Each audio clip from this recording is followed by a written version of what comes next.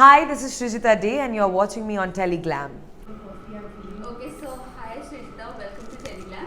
Hi, hi. So unexpected eviction कह सकते हैं हम क्या कहना चाहोगे शॉर्ट जर्नी के बारे में? जर्नी बहुत ही खूबसूरत रही है। बहुत कुछ सीखने के लिए मिला ऑलरेडी इन 14 दिनों में। बहुत लोगों से मिलने का मौका मिला, बहुत लोगों को जानने का मौका मिला। मेरे अंदर भी बहुत सारी चेंजेस आई है। जो छोटी छोटी चीज़ें हम करते हैं अपनी ज़िंदगी में, उसके बारे में मुझे इंसाइट्स मिले। मुझे मेरा पेशेंस लेवल बढ़ा है and I think I have come out as a more stronger person than what I was before. Journey बहुत ही छोटी थी, बिल्कुल एक्सपेक्ट नहीं कर रही थी मैं, और ना ही मेरे घर वाले जो मेरे साथ थे वो सब बहुत ज़्यादा शॉक्ड थे। पर सबसे ज़्यादा खूबसूरत बात यह है कि वहाँ पे मैं थी 14 दिन, और जब मैं निकल रही थी I think 7-8 people were crying. So that was a big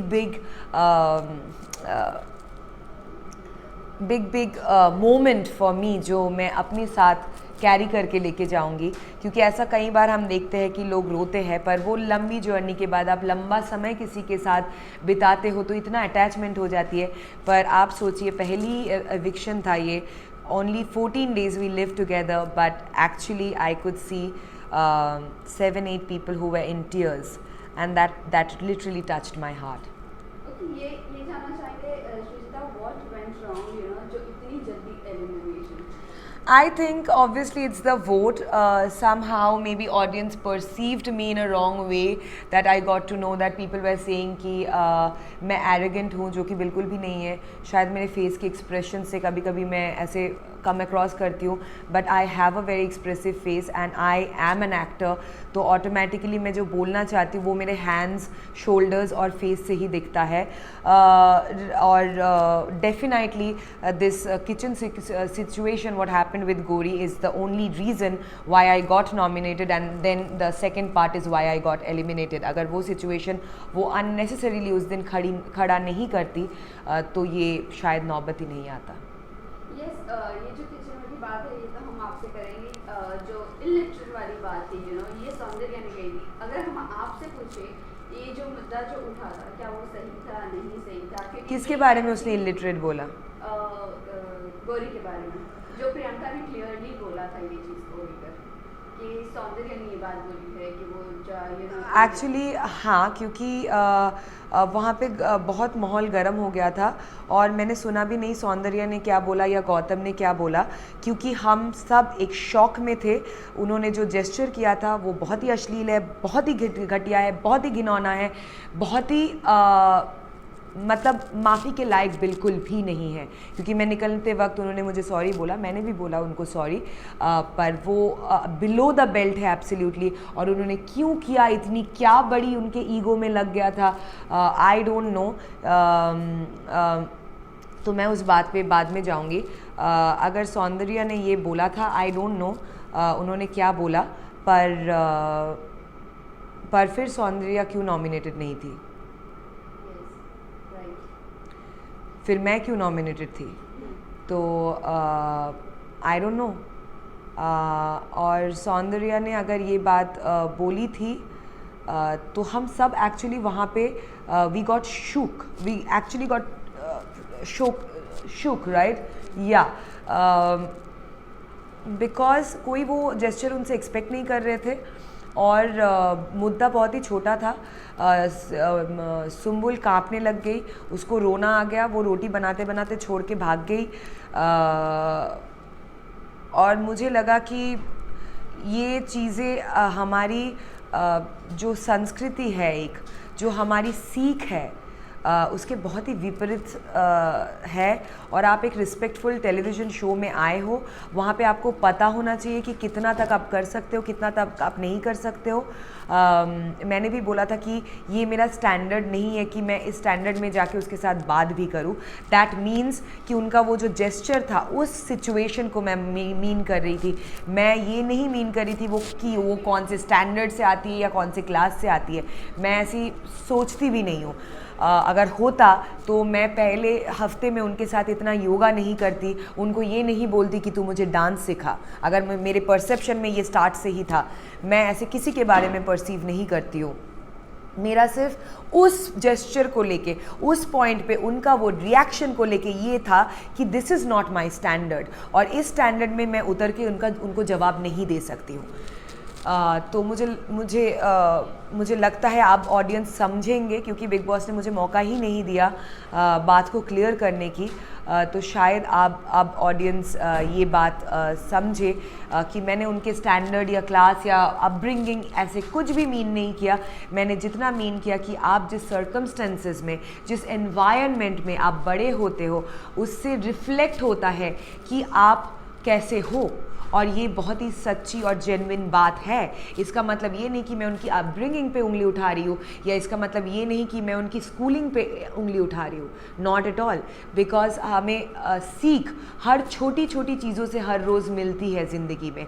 अगर आप एक चींटी को भी ऑब्जर्व करो ना, वो भी आपको बहुत कुछ सिखा के जाती है। So it is not about your parents और अपब्रिंगिंग और your school. That's how I think about things.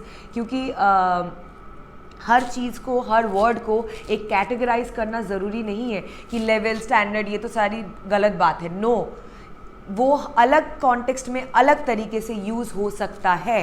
तो categorization of words is not right, what I feel. और मेरा ऐसा बिल्कुल भी उनको, उनके परिवार को के तरफ, या जो मैंने सुना कि बहुत जगह से बोल रहे हैं अपब्रिंगिंग को लेके, मैंने बोला ही नहीं। मैंने उनको कभी गवार बोला ही नहीं, क्योंकि ये मेरे ज़ुबान की वर्ड ही नहीं है। मैंने सिर्फ ये बोला कि आपके जो सर्कमस्टेंसेज है, आपके जो एनवायरनमेंट, इससे पता चलता है कि ये जो जेस्चर आपने अभी किया, इससे पता चलता है कि आप क्या हो।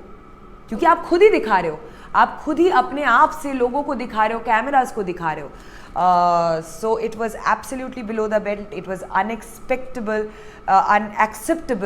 absolutely unacceptable. और मैं वो कभी नहीं भूलूंगी। और उनके साथ फिर भी मैं जाके उनको समझाने की कोशिश किया, वो कंटिन्यूड रही। वो वापस से 2 और जेस्चर्स मुझे किया, बहुत ही गंदा जेस्चर, और बाद में अपना कह रही है कि मैं तो डांस के पोजेस कर रही हूँ। अपने कला को कभी इतना नीचे नहीं गिराना चाहिए, क्योंकि सबको पता है, कोई यहाँ पे बेवकूफ़ नहीं है। आप कोई डांस नहीं कर रहे थे, आप जेस्चर्स के दौरान लोगों को गंदी गाली देने की कोशिश कर रहे थे। और रही बात कहाँ से ये मुद्दा शुरू हुआ था, वो भी उनकी मतलब वो इतना सेंसलेस है, उस बात से वो मुद्दा शुरू हुआ था। और वो इतनी ईगोइस्टिक है, वहाँ से वो बात शुरू हुई थी। क्योंकि 2 लोग ऑलरेडी मेरे पीछे खड़े थे जिनको मुझे खाना सर्व करना था, वो ऑलरेडी खा चुकी थी, और उनको पता है वो कितना ज़्यादा उनको भूख लगी थी। क्योंकि श्रीजिता ऐसे मुझे ना रूटीन मेंटेन करना है, तो आपको रूटीन मेंटेन करना है, तो हमारी रूटीन का कुछ नहीं। चलो कोई बात नहीं, फिर भी हमने खाना आपको, जब आप आए थे तुरंत हमने सर्व कर दिया आपको आपका खाना, आपने खा लिया, सब कुछ हो गया। अभी हाथ पोंछ के भी आपको उसी गमछे में हाथ धोने के बाद भी, खाना खाने के बाद हाथ धोने के बाद भी आपको उसी गमछे से हाथ पोंछना है, जो गमछा उस ड्रॉर में रखा हुआ था, जिसके नीचे से मैं कटोरी निकाल रही थी। 2 और इंसान जो भूखे मेरे पीछे खड़े थे। तो दिस इज़ कॉल्ड सेंसिबिलिटी। आपको थोड़ी देर पहले भूख लगी थी ना, तब आप थोड़ा सा बेचैन होकर आके खाना लेके गए ना, तो समझो ना बाकी भी 2 इंसान पीछे खड़े हैं जिनको भूख लगी है। तो आप अगर 10 सेकंड रुक जाओगे वो गमछे में हाथ पोंछने के लिए, या तो घर में बहुत जगह पे बहुत चीज़ें हैं हाथ पोंछने की, टॉल से लेके, टिश्यू से लेके, नैपकिन से लेके, किसी चीज़ में भी आप हाथ पोंछ लो। This is called sensibility. You are so senseless, you are so egoistic कि आपको उसी वक्त, उसी समय वो चीज़ करना था, जब बाकी 4 लोग वहाँ पे खड़े होके और कुछ काम कर रहे थे जो ज़्यादा इंपॉर्टेंट है। क्योंकि मेरे बगल में सुम्बुल खड़ी होके बाकी लोगों के लिए रोटी बना रही थी, हम खाना बना रहे थे लोगों के लिए, हम वहाँ पे कोई वो नहीं कर रहे थे। लास्ट क्वेश्चन श्रीजिता, आपको और टीना को फर्स्ट वीक में ही कन्फेशन रूम में बुला कर पूछा गया था कि आप दोनों की 10 साल की दोस्ती दिख रही नहीं है या कुछ भी नहीं है, बट आप कहीं ना, आप किसी को भी कुछ नहीं बोल रही थी टीना के अगेंस्ट, लेकिन कहीं ना कहीं टीना आपके अगेंस्ट आपको बनवती कहा है, उन्होंने ये भी कहा है कि वो 2 ग्रुप तो बढ़ चुके हैं घर में, लेकिन आप कहीं की भी नहीं हो। लाइक एक ग्रुप की वीडियो और दूसरे ग्रुप की भी नहीं हो, तो इस बारे में आपको क्या कहना है? वो उनका पर्सनल ओपिनियन है और ये पहली बार ये सारी चीज़ें मुझे सुनने के लिए नहीं मिल रहा है। मुझे ऑलरेडी पता था उनके बारे में और बाकी ऑडियंस को भी शायद धीरे धीरे दिख रहा है वो क्या है, कहाँ क्या बोलती है और वो भी किसी भी ग्रुप की नहीं है। उनको सिर्फ लग रहा है कि शालीन के साथ जुट बन के वो गेम खेल सकती है और या तो फिर कोई रोमांटिक एंगल दिखा के वो गेम खेल सकती है। सुम्बुल को एज अ सपोर्टिंग एक्ट्रेस बगल में उन्होंने रखा था, जो कि बहुत ही गलत है। हर किसी को निखरने का मौका देना चाहिए अगर आप एक शो में हो, जो कि उन्होंने बिल्कुल भी नहीं किया। उसको साइड में दबा के एक साइड एक्ट्रेस बना के रखा था उन्होंने। और ये चीज़ें मेरे लिए नया नहीं है क्योंकि ये सारी बातें वो पहले भी कर चुकी है। लोगों को दिखा होगा, अगर लोगों को भी नहीं दिखा होगा, एटलीस्ट जो 16 लोग घर में थे उनको पता था मैं किसके साथ कितना जेन्युइन थी और मैं किसके साथ मैं सबके साथ एक्चुअली जेन्युइन थी। मैं सबके साथ बहुत ओपन थी, बहुत ऑन द फेस थी, पर जिन लोगों के साथ मैं क्लोज़ थी मुझे उनको एक्सप्लेनेशन देने की कोई ज़रूरत नहीं है। उनको पता है कि मैं किन के साथ कितना क्लोज़ थी। लास्टली जाते-जाते फैंस एंड व्यूअर्स को क्या कहना चाहोगे? Thank you so much for your love and support. शायद आपको थोड़ा सा और ज़्यादा सपोर्ट करना चाहिए था, तो शायद मैं इतनी जल्दी एविक्ट नहीं होती और शायद मेरी ये जर्नी और सुहाना और अच्छी तरीके से आगे तक बढ़ सकती थी। But it's never too late, so still please support me. और मैं यही चाहती हूँ कि ये जो पूरा किचन वाला सिचुएशन हुआ था उसमें बहुत ट्रोलिंग हुई है, मुझे पता चला है, तो आप प्लीज़ समझे मेरी बात को। मैंने किस जज्बात से बोला था आप प्लीज़ समझे। अगर मैं बोल रही हूँ कि वो जेस्चर बहुत ही अश्लील और बहुत ही घिनौना था, तो एक्चुअली वो था, क्योंकि मैं झूठ कभी नहीं बोलती हूँ।